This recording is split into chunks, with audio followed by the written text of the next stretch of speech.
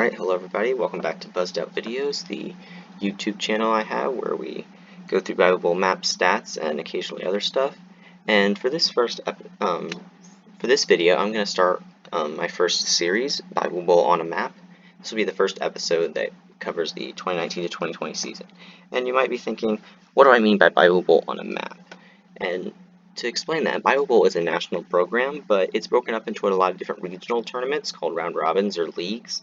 And in this series, I'm going to be showing you approximately what geographic region those round robins encompass, and mostly you can kind of tell where it is based on the round robin name, but I think it's kind of cool to see how these round robins are, and this will be a 14-part series going all the way back to 2006-2007 season. And I think by the end of this series, you'll be able to see some interesting changes that have occurred over the Bible community, and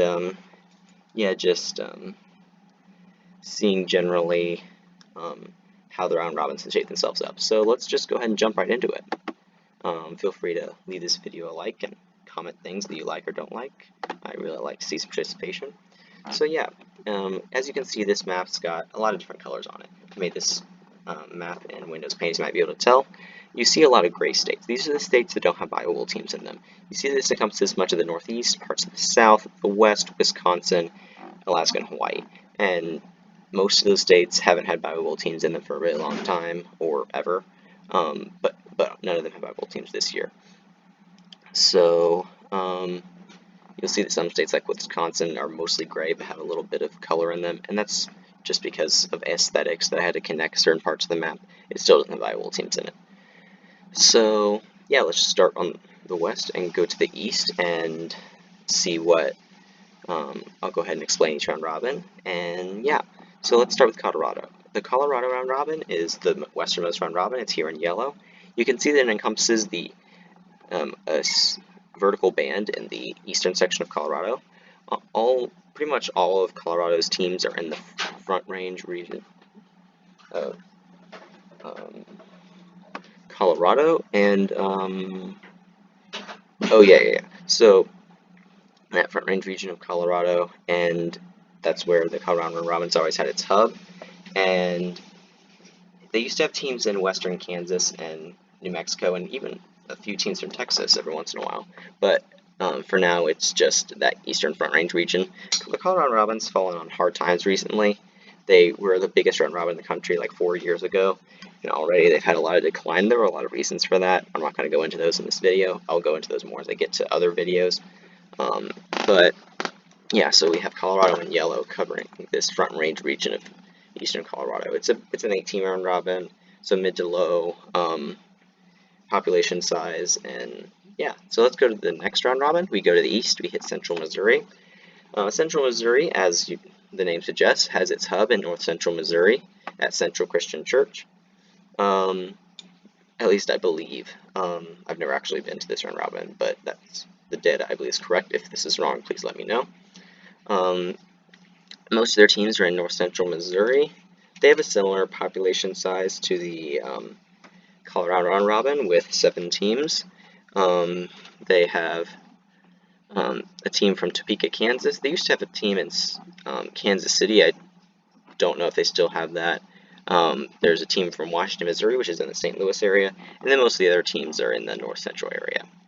Alright, and while I'm in Missouri, I'll explain a special case. There's a round robin listed as live currently on the Bible website called Kansas Southeast Kansas round robin.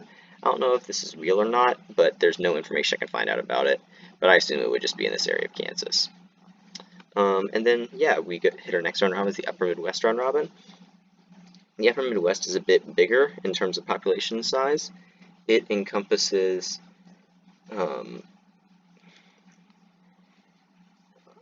most of Iowa, especially the western and central parts of Iowa and southern Minnesota.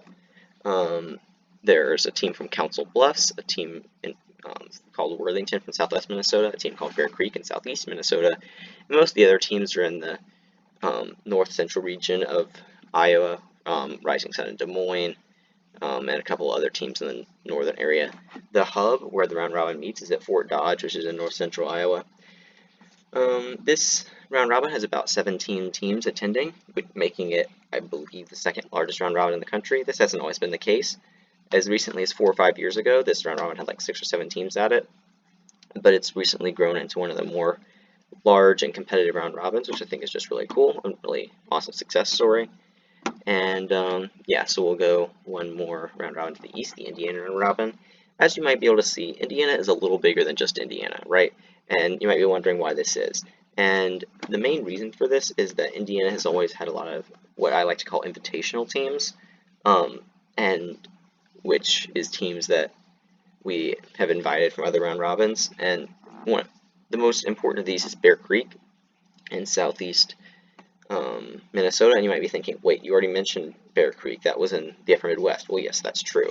Bear Creek sends their top 2 teams, at least they are this year. Sometimes if they're just the top team, sometimes the top 3, to the Greenwood Round Robin, or the Indiana Round Robin, which is in, as the name suggests, in Greenwood, Indiana, near Indianapolis area.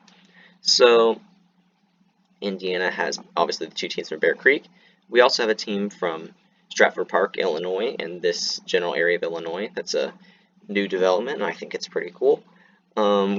Indiana has a lot of teams in the Indianapolis area, and there's also a team from Washington, Indiana, and a team from Clarksburg, Indiana.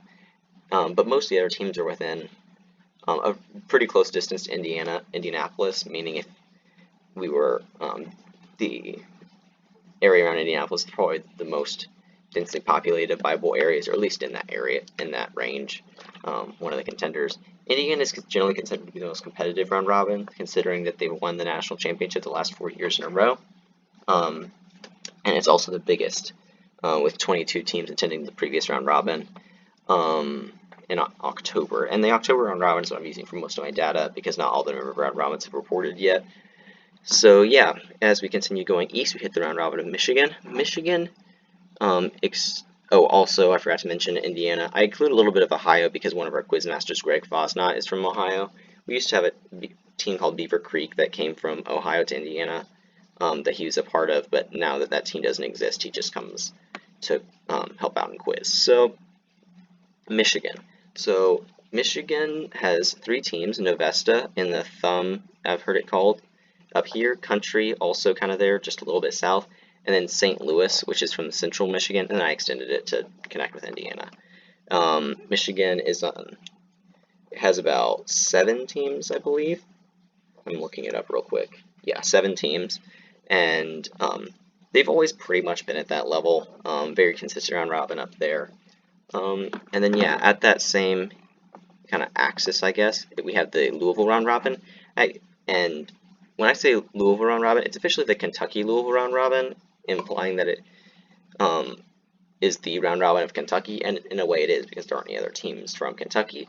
But the only team that actually attends this round robin is Southeast, which is from Southeast Christian Church, a very, very large Christian church in Louisville. And they have 10 teams, which is the largest of any single team in the country, or program, I should say, in the country. And they have a round robin among themselves. They're a fairly competitive round robin, and as I said, 10 teams, it's a fairly good-sized round robin. So, yeah, they've been doing pretty well for themselves there. Moving a little further to the east, we have the Southwest Ohio round robin. The Southwest Ohio used to be a little bigger, but now it only has 3 teams, all in the general Cincinnati area, Price Hill and Center Point, and I guess just 2, Price Hill and Center Point. They're both in that Cincinnati area. They've been plugging along over the last couple years, and they've had massive drop-off. So yeah, kudos to them for sticking it out. We move a little further to the east, and we hit Central Ohio. Ohio, as you have just noticed, Ohio actually has 2 round robins, Southwest and Central. They used to have a 3rd round robin called Ohio Northeast, but that hasn't been around for the last 8 years or so. Central Ohio is a little bit bigger than Southwest Ohio, and that's just because there's a bigger geographic area and more teams that attend. So we have several teams in the Columbus area, a team from the northern area of Ohio near Lake Erie, I believe this is, and then Martins Ferry, which is on the border with West Virginia. So yeah, and they have about 5 teams attending that, so not a lot bigger, but bigger than Southwest Ohio, which I'm just now learning does have 3 teams. White Oak, which is also from the Cincinnati area, tends the Southwest Ohio round robin. Moving a little further to the east, we have the Tri-State round robin. Well, you might ask, why is it called the Tri-State round robin? Well, its official name is Tri-State, Virginia, Maryland, Pennsylvania, but as you would know if you, as you might notice if you look at the BioBowl website, the only teams that attend that round robin are Mountain View, which is in Northern Virginia, kind of near the Washington, D.C. metro area, and then Hope, which is actually from West Virginia. So you'll notice that there are 2 states, and only one of them is in the original Tri-State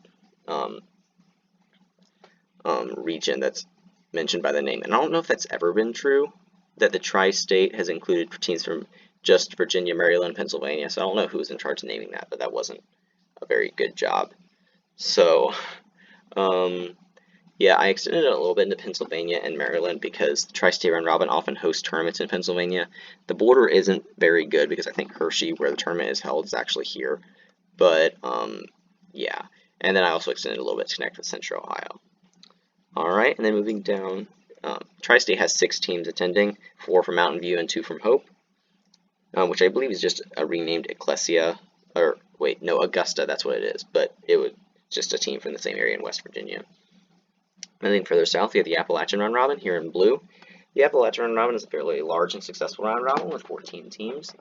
It's also a fairly recent one, only having been around for the past 6 years or so. They have a few teams from the Bristol, Johnson City, Tri-Cities area of eastern Tennessee, including Bristol and West Hills. Fellowship in West Hills. There's also a team from the Winston-Salem area of North Carolina, Kernersville, First Christian Church at Kernersville, and then several teams from the Virginia, Western Virginia area and the Appalachian region, including Grace Educators, Mud Fork, and Claypool Hill. So you can see the names fairly applicable to the region it encompasses, the Southern Appalachian Mountain region. And then moving a little further south, we have the appropriately named Mid-South Round Robin.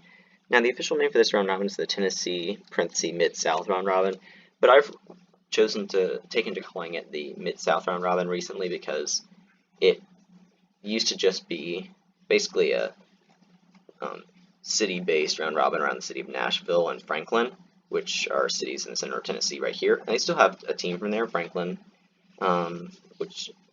Franklin still attends this round robin.